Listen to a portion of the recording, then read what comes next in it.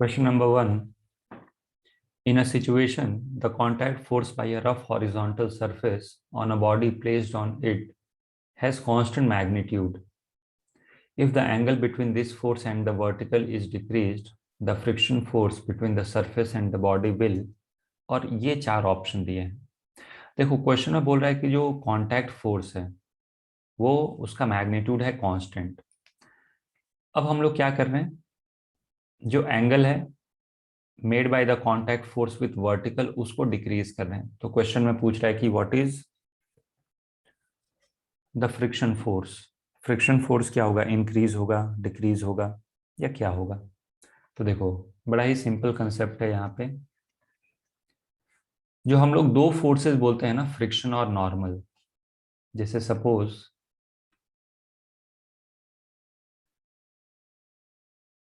This is a horizontal surface and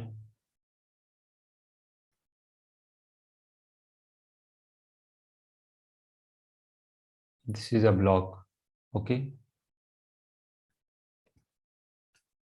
तो मान लो इस ब्लॉक पे एक फ्रिक्शन फोर्स लग रहा है F। This is friction force, और यहां से क्या लगेगा, एक नॉर्मल फोर्स। करेक्ट। तो इनका जो रिजल्टेंट होता है ना, इसी को हम लोग क्या बोलते हैं, resultant of friction and normal, इसी को बोलते हैं हम लोग नेट कांटेक्ट फोर्स। ओके, देखो ये जो फ्रिक्शन फोर्स है ये किसने लगाया, this is by the horizontal surface. ये नॉर्मल किसने लगाया, ये नॉर्मल भी लगाया हॉरिजॉन्टल सरफेस ने। तो दोनों कांटेक्ट फोर्स ही हैं basically. Correct. So what is the resultant contact force. कोई पूछे कि रिजल्टेंट कांटेक्ट फोर्स कितना होगा तो आप क्या बताओगे, resultant contact force is vector sum of friction and normal. तो ये जो आप F देख रहे हो ना, this is the resultant contact force. Okay, इस एंगल को अज्यूम कर लो थीटा। अब इसी चीज को क्वेश्चन में उल्टा करके क्या दिया है,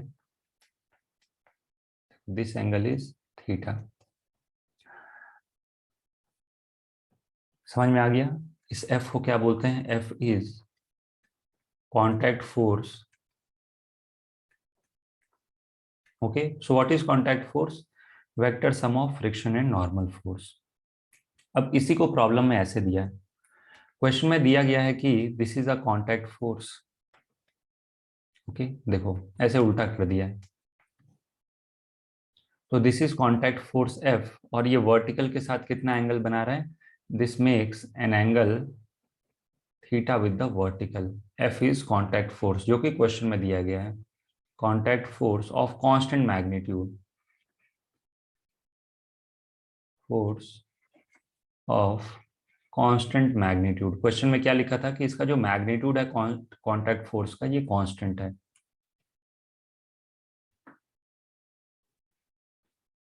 अब क्या कर रहे हैं हम लोग, इस थीटा को डिक्रीज कर रहे हैं। करेक्ट।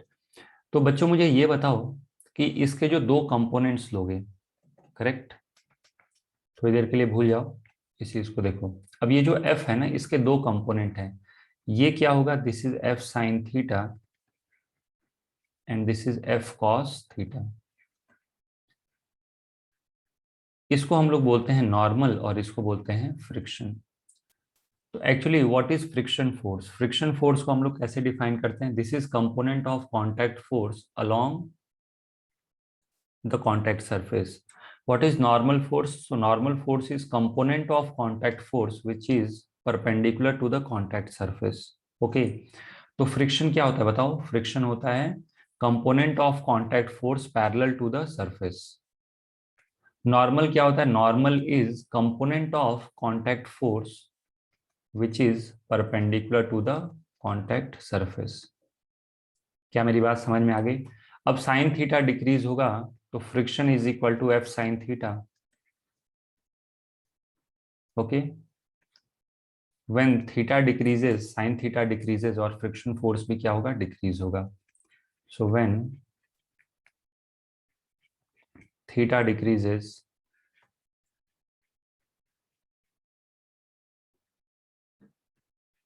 साइन थीटा डिक्रीज होगा। मैं डायरेक्टली लिख लेता हूं, F डिक्रीजेस। आप ये भी लिख सकते हो कि साइन थीटा डिक्रीज होगा।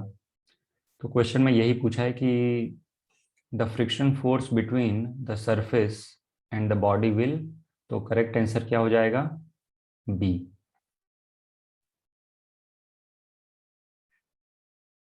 समझ में आ गया? फ्रिक्शन फोर्स क्या होगा? Friction force will decrease. Next, while walking on ice, one should take small steps to avoid slipping.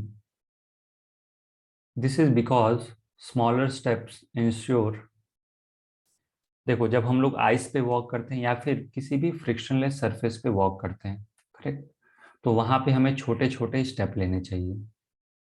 क्यों ऐसा करना चाहिए? देखो, बड़े स्टेप लोगे तो क्या हो जाएगा? पैर फिसल जाता है। ओके, तो यहाँ पे पूछ रहा है कि this is because smaller step की वजह से क्या होता है? लार्ज फ्रिक्शन मिलता है हमें, स्मॉल फ्रिक्शन मिलता है, लार्ज नॉर्मल फोर्स मिलता है, स्मॉल नॉर्मल फोर्स मिलता है, हमें ये बताना है। ओके, तो देखो इसके लिए आप एक बार रिकॉल कर सकते हो सॉल्व एग्जाम्पल 8। ओके, या फिर वर्कड आउट एग्जाम्पल 8।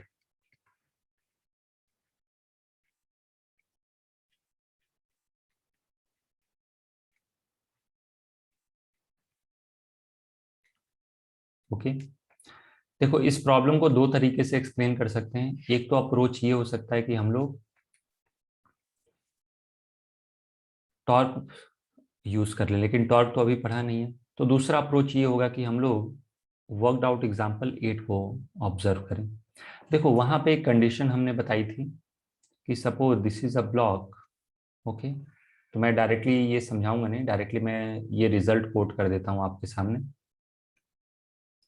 कि यदि इस ब्लॉक पे एक हम लोग फोर्स लगाते हैं एफ, देखो this is force on the block and this angle is theta, या फिर this angle is also theta, ये दोनों एंगल थीटा होंगे, correct. So if tan theta is less than mu, तो कभी भी स्लिपिंग नहीं होगी, correct. If tan theta is less than mu, this implies no slipping, correct. तो आप थोड़ी देर के लिए ऐसा अज्यूम कर सकते हो कि जब हम लोग वॉक करेंगे तो हमारा पैर भी एक पर्टिकुलर एंगल थीटा पे होगा। ओके, तो देखो जब भी कोई पर्सन वॉक करता है तो क्या होता है यहाँ पे? Suppose this is a person.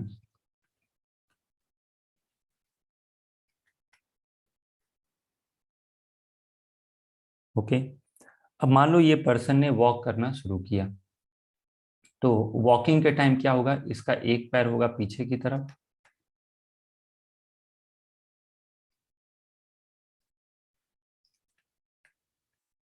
Okay, और एक पैर किधर होगा?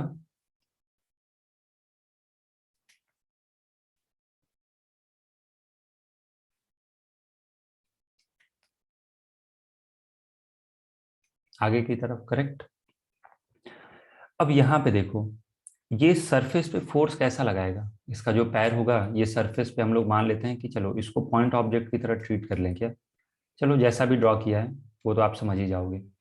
तो होगा क्या, जब ये पैर इस तरीके से रखेगा, पैर एक पर्टिकुलर एंगल पे है, तो ये कैसा फोर्स लगाएगा इस सरफेस पे?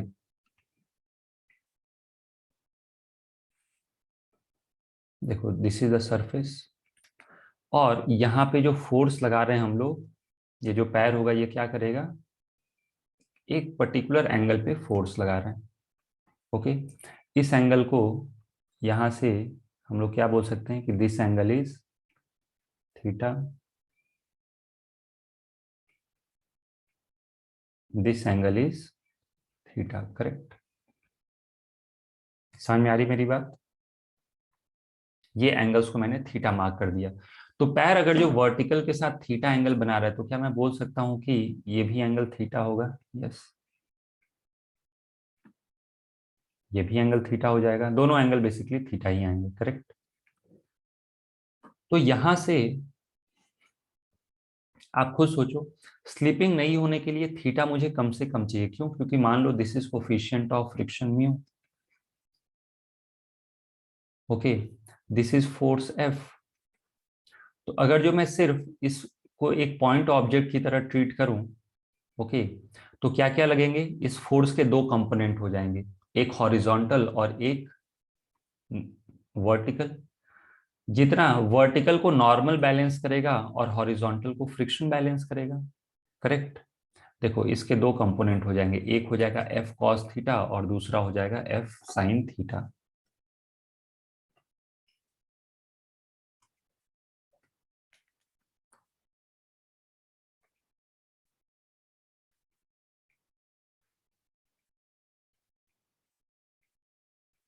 This is F sine theta, correct, and this is F cos theta. ये तो मैंने सिर्फ कंपोनेंट दिखा दिए। तो जहां पे इसका पैर पड़ रहा है, देखो यहाँ पे यदि मैं दिखाऊं इस पॉइंट पे, तो देखो इस पॉइंट पे क्या होगा, ये सब हम लोग इरेज कर देते हैं। जहां पे इसने अपने पैर को रखा, क्या होगा, आगे की तरफ लगा कितना, एफ साइन थीटा। यहाँ क्या लगा, एफ कॉस थीटा। अब हम लोग वो कंडीशन डिस्कस करें जहां पे बस स्लिपिंग हो ही जाएगा, करेक्ट। समझ में आ रही मेरी बात। तो ऊपर क्या लगेगा, नॉर्मल,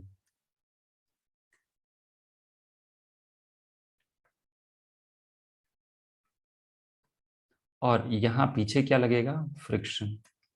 हम लोग डिस्कस कर रहे हैं कि बस स्लिपिंग हो ही जाएगी। तो normal is F cos theta. F जो होगा वो एफ मैक्स के इक्वल होगा, this is equal to mu into N. और एफ किसको बैलेंस कर लेगा, एफ साइन थीटा को, करेक्ट। तो यहाँ पे मैं क्या लिख सकता हूँ, यहाँ पे मैं लिख सकता हूँ कि फ्रिक्शन, सॉरी मैंने क्या लिख दिया, F max is mu into N, और फ्रिक्शन किसको बैलेंस करेगा, एफ कॉस थीटा को। नॉर्मल मैंने गलत तो नहीं लिखा, नहीं, सॉरी, फ्रिक्शन किसको बैलेंस करेगा, हॉरिजॉन्टल फोर्स को। Friction will balance horizontal force, F will balance F sine theta, normal will balance F cos theta. Friction maximum लगेगा। तो क्या मैं लिख सकता हूं कि फ्रिक्शन F sine theta is equal to mu N, what is normal force, correct. तो यहां से आप ध्यान से देखोगे तो tan थीटा म्यू आ जाएगा, correct. If tan theta is greater than mu, okay, फिर स्लिपिंग होगी। For tan theta less than mu, no slipping. मतलब अगर जो आप पैर रखोगे तो स्लिप करेगा। If tan theta is greater than mu, leg slips. If tan theta is less than mu, leg does not slip,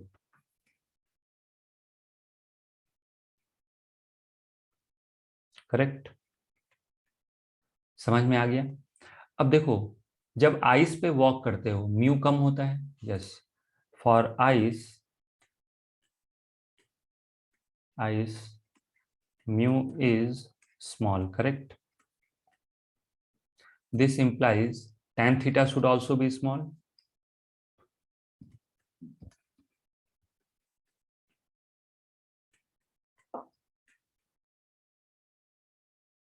This implies theta should be small, okay. Theta की value क्या होनी चाहिए, कम होनी चाहिए, करेक्ट। तो आप खुद सोचो कि आप कैसे वॉक करोगे कि such that theta is small. आप खुद बताओ। अगर जो बड़े बड़े स्टेप्स लोगे तो थीटा ज्यादा आएगा। मेरी बात समझ में आ रही, मान लो आपने पैर ऐसे कर दिया, ओके, और एक पर्सन ऐसे ही चल रहा है, बहुत छोटे छोटे स्टेप्स ले रहा है, तो छोटे स्टेप के लिए क्या हो जाएगा, थीटा छोटा होगा। For small steps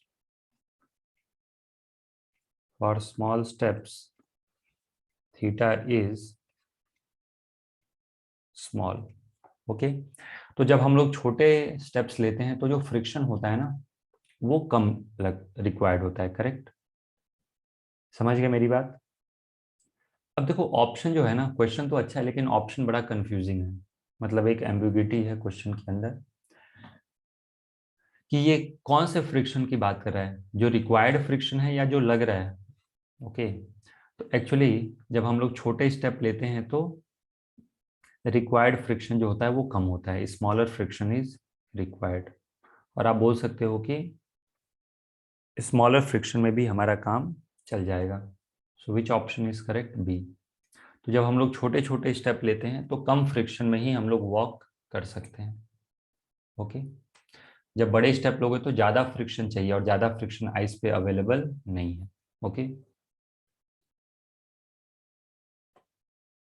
third, a body of mass m is kept on a rough horizontal surface.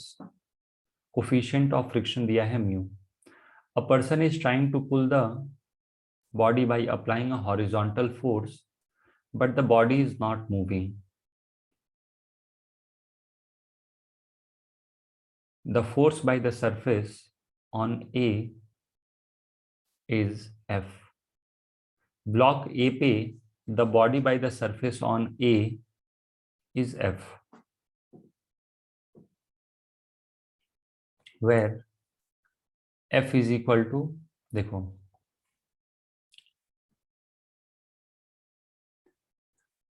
एक ब्लॉक है जिसका मास m है, करेक्ट, और उसे क्या किया हमने, एक हॉरिजॉन्टल सरफेस पे रखा है। कोएफिशिएंट ऑफ फ्रिक्शन क्या है, म्यू। उस पे हमने एक हॉरिजॉन्टल फोर्स लगाया लेकिन वो मूव नहीं किया, मतलब फ्रिक्शन सफिशिएंट है, करेक्ट। देखो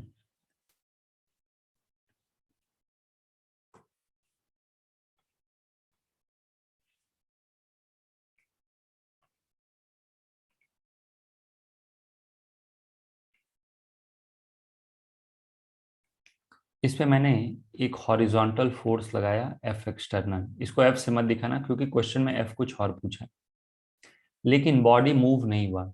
इसका मतलब क्या मैं बोल सकता हूँ कि फ्रिक्शन ने इसको बैलेंस कर लिया, करेक्ट। फ्रिक्शन ने क्या किया, इसे बैलेंस कर लिया।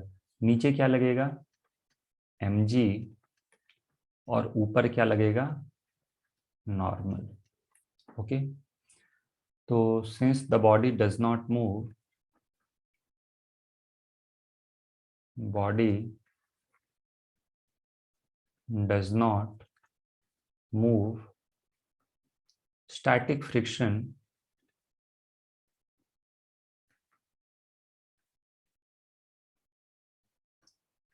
Acts on body.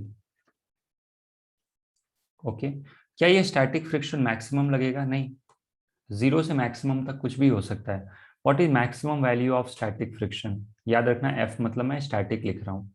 तो स्टैटिक फ्रिक्शन की मैक्सिमम वैल्यू होती है mu into N, this is equal to mu M G, correct. तो क्या बच्चों मैं यहां से ये बोल सकता हूँ कि जो एफ की वैल्यू होगी वो जीरो से लेके म्यू एम जी तक कुछ भी हो सकती है। यस, क्या मेरी बात समझ में आ रही है, ये जो वैल्यू है ना, ये जीरो से लेके म्यू एम जी तक कुछ भी हो सकता है। ओके, फ्रिक्शन की value.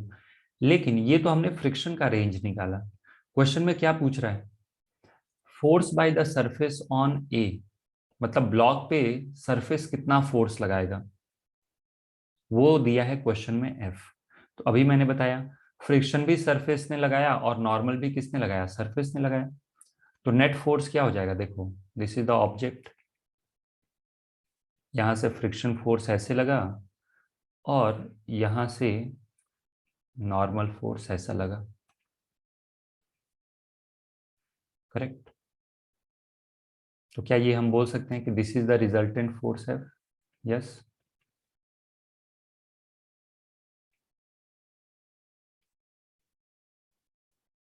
This is the resultant force F. Okay, तो एफ कितना हो जाएगा, F will be equal to under root of F square plus N square. Okay, तो फ्रिक्शन ये जो एफ है इसकी मिनिमम वैल्यू क्या होगी जब एफ जीरो हो जाए, this is zero square plus N square, तो दिस इज एन, और एन की वैल्यू क्या है, एम जी। मैक्सिमम वैल्यू क्या हो सकती है इसकी, जब फ्रिक्शन मैक्सिमम लगे, दैट इज फ्रिक्शन की maximum value F max square plus N square. Okay, तो यहाँ पे आप ऑप्शन देख के भी समझ सकते हो कि क्या होगा। एफ मैक्स क्या हो जाएगा, का स्क्वायर हो जाएगा M mu square M square G square, normal square हो जाएगा एम स्क्वायर जी स्क्वायर। अब क्या करो, इसका रूट ले लो। This is mu square plus one. तो ये हो गया मैक्सिमम और ये हो गया मिनिमम। तो एम जी से लेके M G one plus mu square तक कुछ भी हो सकता है। So which option is correct, option C. Okay, next question number 4। A scooter starting from rest moves with a constant acceleration for a time delta t1, then with a constant velocity for next time delta t2, and finally with a constant acceleration for next delta t3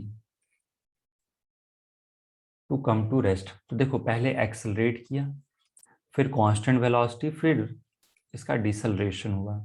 okay, a 500 Newton man is sitting on the scooter behind the driver manages to stay at rest with respect to the scooter without touching any part। वो इस scooter के किसी part को touch नहीं कर रहा है, हमें एज्यूम करना है, सिर्फ स्कूटर पे बैठा है। करेक्ट। ओके, तो क्वेश्चन में पूछ रहा है कि the force exerted by the seat on the man is. Okay, जो फोर्स सीट कितना लगाएगा मैन के ऊपर, हम लोगों से ये पूछा जा रहा है। ऑप्शन देख के समझ जाओगे, ऑप्शन में दिया गया है कि पूरे जर्नी में कितना फोर्स निकालना है, या फिर इस ऑप्शन को पढ़ के देखो तो लिखा है कि डेल्टा टी1 टाइम में कितना फोर्स लगेगा, डेल्टा टी2 टाइम में कितना लगेगा, ये डेल्टा टी2 और ये रहा डेल्टा टी3, हमें ये बताना है। Okay, M G of the person याद रखना 500 न्यूटन है। ओके,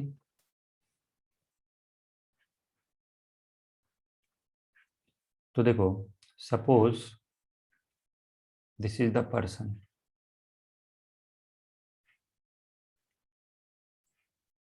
ये ऐसे बैठा है और मैं सीट को ऐसे ड्रॉ कर देता हूं, दिस इज द सीट। इस सीट पे ये पर्सन बैठा है। करेक्ट। ओके, तो यदि मैं इसका फ्री बॉडी डायग्राम ड्रॉ करूं,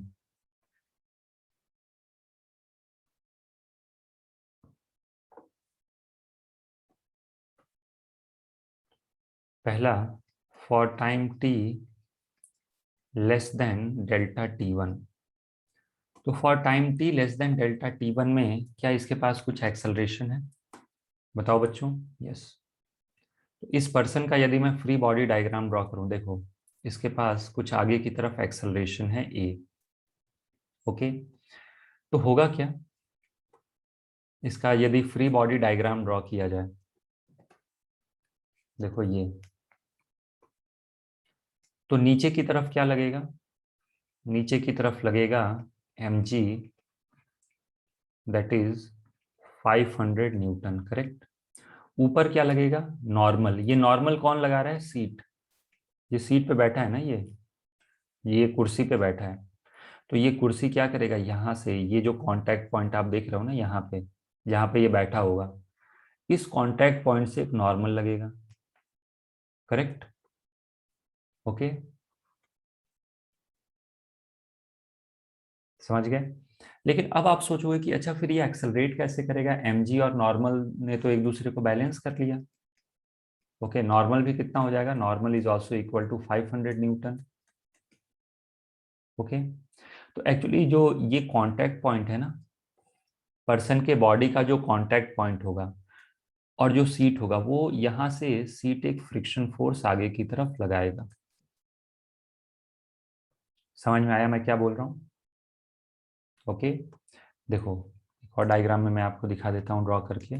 देखो कुछ ऐसा होगा, यहां से ये जो कांटेक्ट पॉइंट है, यहां से एक फ्रिक्शन लगेगा आगे, क्योंकि ये फ्रिक्शन ही एक्सेलरेट कराएगा, और यहां से लगेगा एक नॉर्मल फोर्स 500 न्यूटन का। तो कल को कोई पूछेगा कि सीट ने कितना फोर्स लगाया, एक मिनट मैं इसको इरेज कर दूं, this is normal force 500 Newton.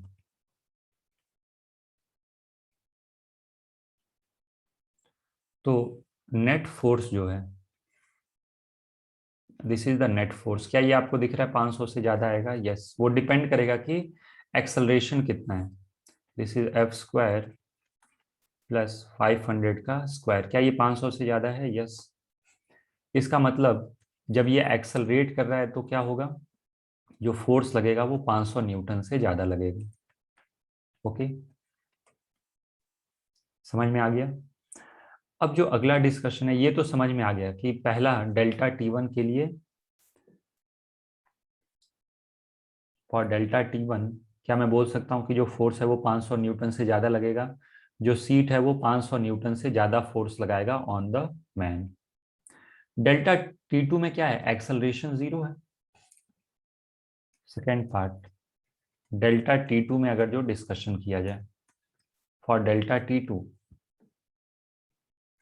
acceleration of the person is zero.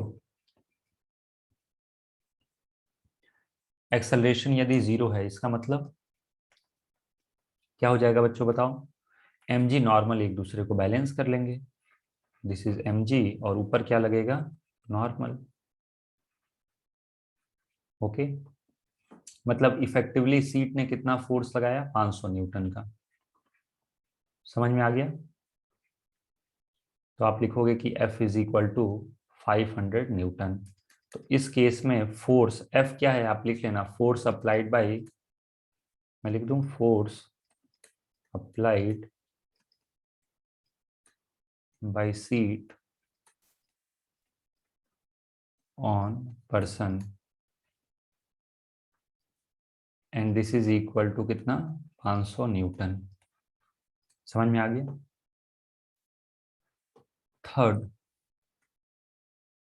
यदि हमारा डिस्कशन डेल्टा T3 के लिए होगा तो ये पहले पार्ट का जस्ट अपोजिट हो जाएगा। ओके, ये जो आप देख रहे हो ना, this will be opposite to part A. यहाँ पे इसका जो एक्सेलरेशन है वो पीछे की तरफ है क्योंकि ये रिटार्डेड है, करेक्ट। तो यहाँ पे जब आप फ्री बॉडी डायग्राम ड्रॉ करोगे तो होगा क्या, mg लगेगा नीचे, ऊपर क्या लगेगा, नॉर्मल, और इधर क्या लगेगा, एक फ्रिक्शन। इस फ्रिक्शन की वजह से ही पीछे की तरफ इसके पास एक एक्सेलरेशन आएगा। ओके, तो अगर जो आप इफेक्टिवली देखो तो क्या हुआ, ये जो कांटेक्ट पॉइंट है यहां से लगा एक नॉर्मल, और यहां से क्या लगा, एक फ्रिक्शन, करेक्ट। तो रिजल्टेंट फोर्स क्या हो जाएगा, ये दोनों फोर्स सीट ने लगाया, तो नेट फोर्स सीट कितना लगाएगा, दिस इज एफ। ओके,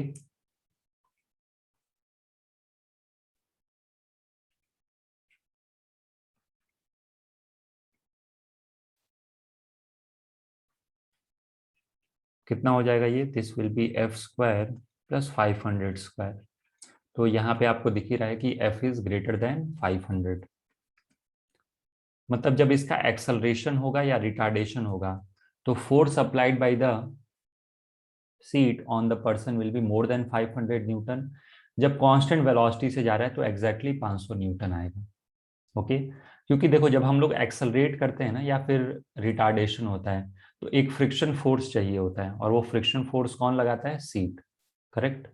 अब आपने बाइक का हैंडल वगैरह पकड़ के रखा है तो वहां पे सिचुएशन बदल जाएगी। ओके, लेकिन यहाँ पे तो क्वेश्चन में क्लियरली बोल रहा है कि there is no contact point other than the seat without touching. देखो क्या लिखा है, एनी पार्ट, मतलब इसका एक्सेलरेशन और रिटार्डेशन सिर्फ और सिर्फ फ्रिक्शन की वजह से होगा। ओके, तो विच ऑप्शन इज करेक्ट, डी।